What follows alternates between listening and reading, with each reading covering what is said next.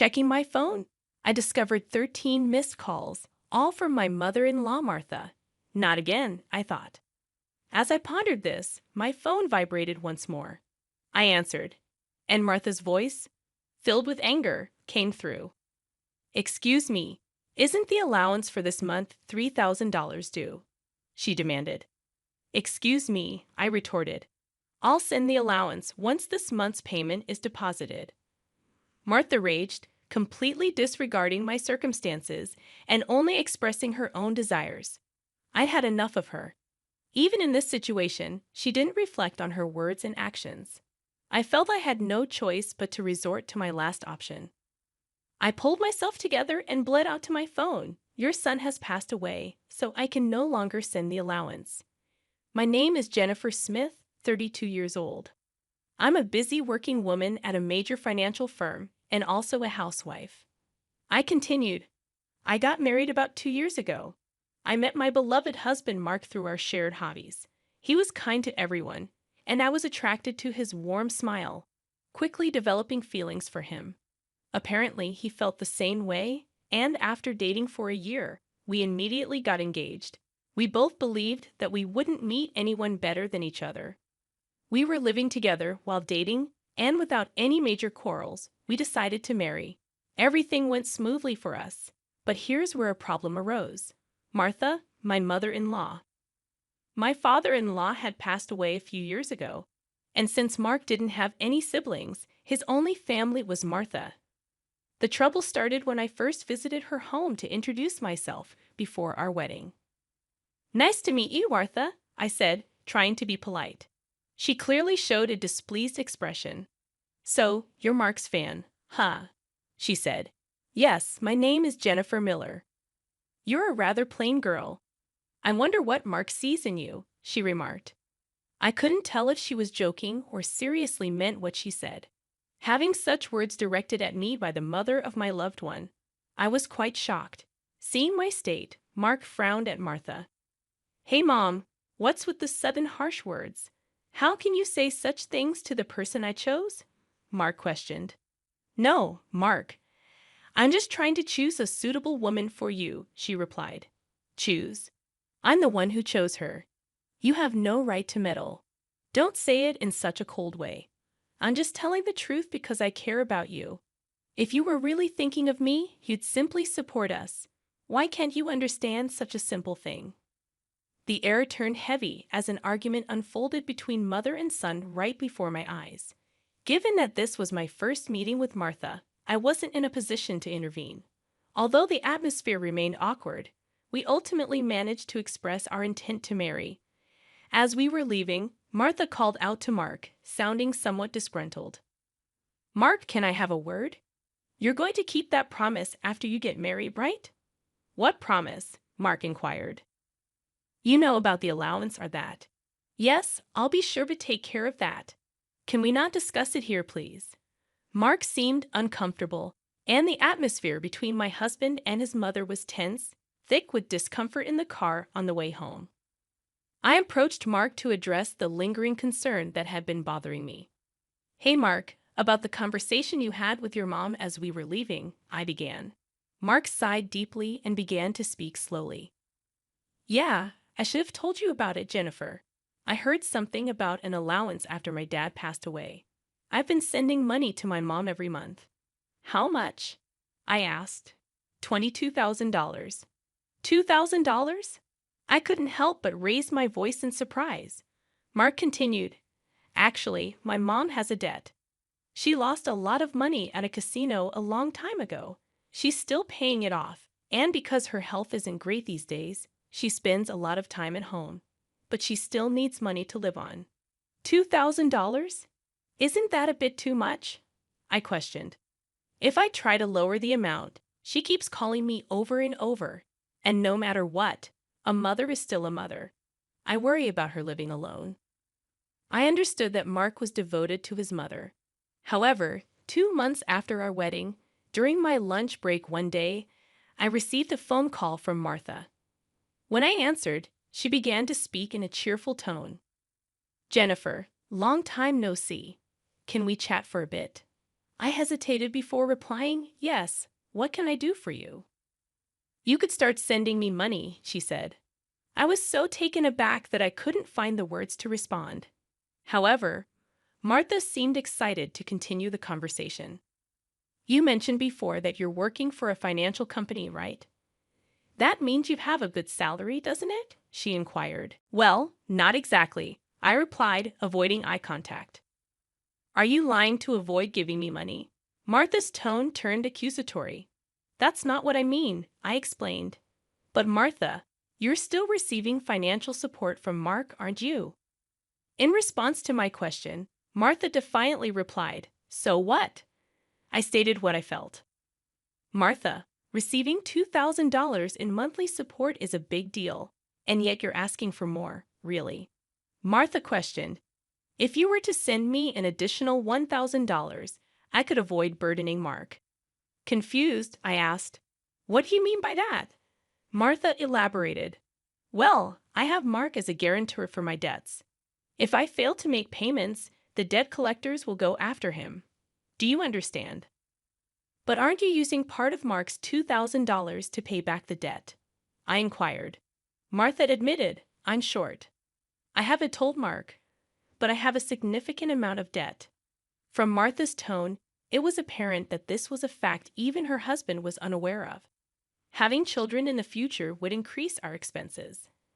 Additionally, taking over Martha's debt was not an easy task. If Martha's payments fell behind and the debt fell onto Mark, the interest would likely have accumulated significantly by that time. If I refused to send money, it would eventually become a problem for my husband as well. It was better for Martha to pay off her debt now. Thinking along those lines, I reluctantly agreed to Martha's proposal. "All right, I'll start sending you money," I conceded. Martha seemed relieved, saying, "Really good, Jennifer. I knew you would say that. The total, with Mark's contribution, will be $3,000. But this means you can pay off your debt, right?" "Yes, of course." "I should be able to pay it all off in about a year," Martha assured. I pressed, "You promise, right? You'll make sure to pay off all your debts." Martha agreed, and I said, "I get it, so I'll be expecting it from this month onwards." She ended the call abruptly. Physical exhaustion from work, combined with this emotional burden, only added to my stress. $1,000 a month was going to be rough, but it was also to prevent future problems for us. After all, if Martha couldn't make a living, it would upset Mark as well. That night, I promptly reported the matter to my husband. He listened attentively and said I didn't have to do this, but I had already given my word to Martha, and it was a decision made for our future well-being. Mark expressed his gratitude and understanding, even as he maintained a sorry expression throughout. Time flew by, and 2 years had passed since then. The financial aid we thought would end in a year was still ongoing, and even now, we were transferring $3,000 every month to Martha. What's more, about 2 months ago, Mark fell ill and has been unable to go to work. He's on sick leave, so he's receiving disability benefits, but it's a mere pittance compared to his previous salary. Last month, I managed to transfer $3,000 to Martha from my savings, but it would be very challenging if this situation continues. Unbelievably, Martha has not once come to visit her sick son. We have told her about his hospitalization, but she doesn't show up to see him and only contacts me to ask, "You're still sending the money, right?" I was so angry that I decided to confront Mark about the issue. "Mark, don't you think it's wrong that Martha is only concerned about money, even though you're in such a state? We need to think seriously about what to do going forward," I said.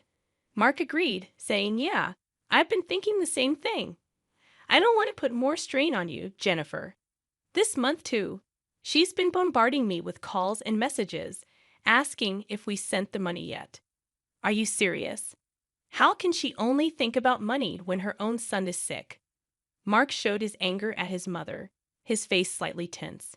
Then, as if he had an idea, Mark exclaimed, "That's it," and wore a sly grin. "What is it, Mark?" I asked. "Well, this is our last resort. I've come up with something good for my mom," Mark suggested. What Mark proposed was a plan I could never have imagined.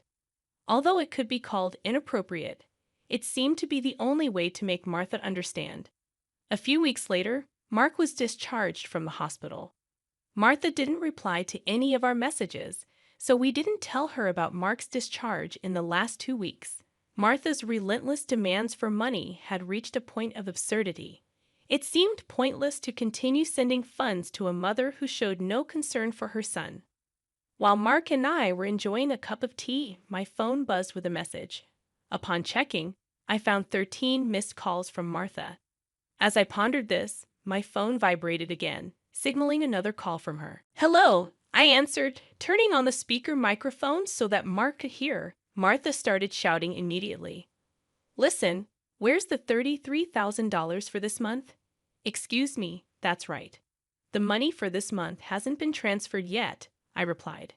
I began to explain Mark's situation, but she interrupted, showing no empathy. "I don't care if he's in the hospital or whatever. It's none of my business.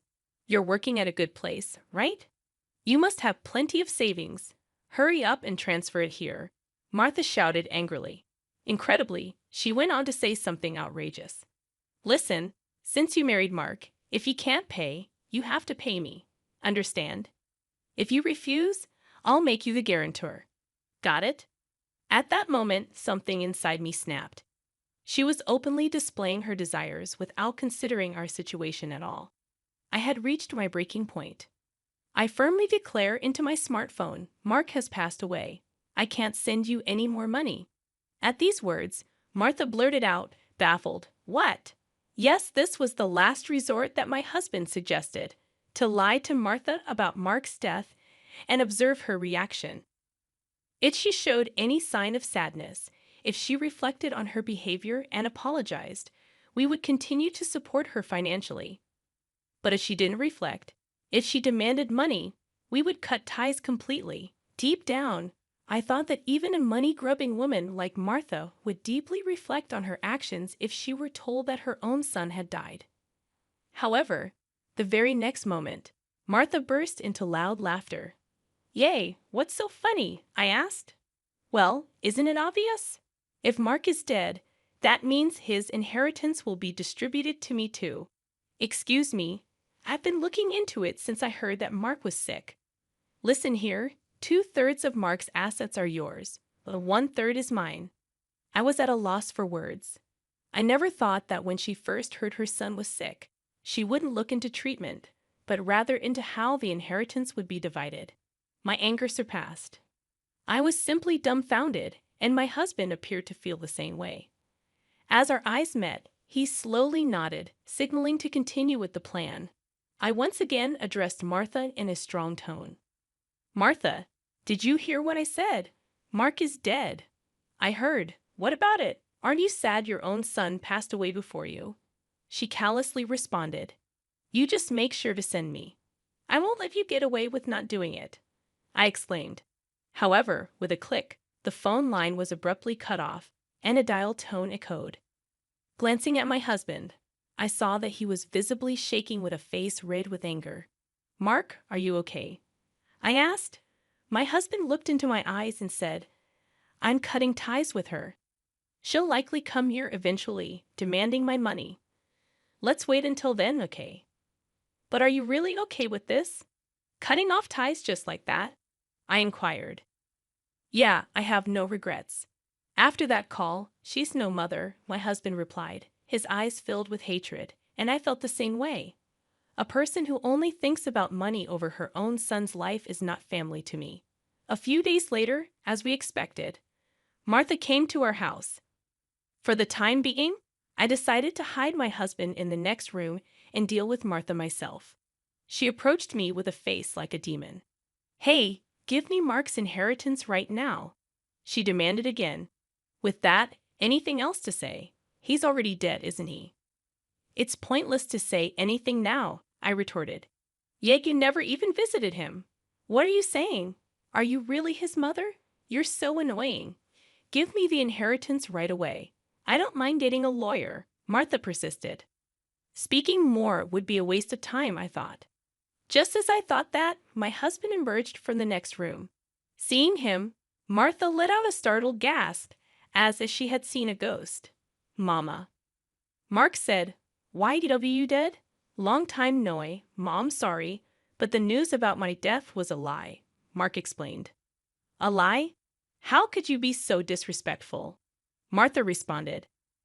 "I wanted to confirm your true nature, Mom. I was curious about how you'd handle the allowance if your son died. But you turned out to be a gold digger, just as I suspected." "I got that perfectly," I added. "What? How dare you call your mother a gold digger?" Martha protested. "Silence. I'm cutting ties with a toxic parent like you," Mark shouted. Martha's mouth was agape at my husband's angry shouts. She could not come to terms with the fact that her own son was severing ties with her. "What? What does this mean, Mark?" she stammered. "It means exactly what I said. I can't consider someone like you as my mother. No way. What about the allowance?" Martha asked, panicked. "Do you really think I would? You're on your own with the debts." "We're moving," Mark said firmly. "Wait, please. If you do that, what about my living expenses?" Martha tearfully pleaded, reaching out to my husband. He forcefully shook off her hand, looked at her coldly, and said, "I don't care about your living expenses. You have been living off us without even a single apology. I really understand your despicable nature now. Don't you dare show up in front of us again." "No, wait, Mark," Martha called out as my husband grabbed her arm and dragged her to the front door. He threw her shoes and bag outside and chased Martha out of the house. She made a fuss outside for a while but disappeared after a bit, perhaps unable to withstand the eyes of the neighbors. She tried contacting us multiple times, but we ignored all of her attempts. We set Martha's number to be automatically rejected, and we finished moving. Regarding the matter of co-signing for the debts, it became invalid since Martha had made Mark the co-signer without his consent, and therefore he was not responsible. Without the allowance from us, Martha seems to be leading a miserable life. It's only natural, as she had been using the allowance for her gambling habits instead of paying off her debts. She still has a mountain of debts and is chased by debt collectors every day. She can't gamble anymore and seems to be working from dawn to dusk. For the foreseeable future, it's unlikely that she will be able to pay off her debts completely. She will have to keep working until she is unable to move. This is entirely her own doing. As for us, we are spending fulfilling days in our new home. My husband's condition has stabilized, and he has returned to work. After some time, there's a new life growing in my belly. We're going to have an additional member in our family next year. From now on, we want to spend happy days as a family of 3.